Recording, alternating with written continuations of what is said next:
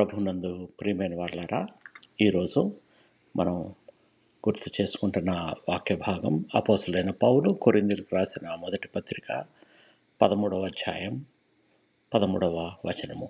ఇప్పుడు విశ్వాసము, నిరీక్షణ, ప్రేమ ఈ మూడును నిలిచి ఉన్నవి. వీటిలో శ్రేష్టమైనది ప్రేమ. నిజమే ప్రియులారా, ప్రేమే అన్నిటికంటే శ్రేష్టమైనదని దేవుని వాక్యం బయలుపరుస్తుంది. మన క్రైస్తవ జీవితంలో విశ్వాసం మనలను దేవునితో కలుపుతుంది. నిరీక్షణ కష్టకాలంలో మనల్ని నిలబెడుతుంది. అయితే వీటికన్నిటికంటే ప్రేమే శ్రేష్టమైంది. ప్రేమ లేకుండా మన విశ్వాసం ఖాళీగా మారుతుంది.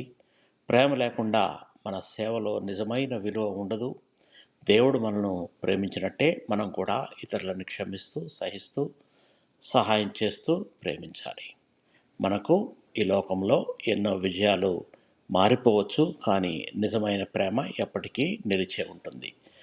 కాబట్టి ప్రతిరోజు మన హృదయంలో విశ్వాసాన్ని పెంచుకుందాం, నిరీక్షణను నిలుపుకుందాం, కానీ అన్నిటికంటే ప్రేమను ఆచరిద్దాం.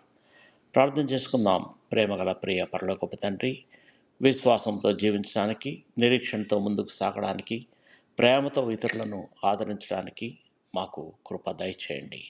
మా హృదయాల్లోని కోపం, ద్వేషం, అసూయలను తొలగించి నీ ప్రేమతో నింపండి.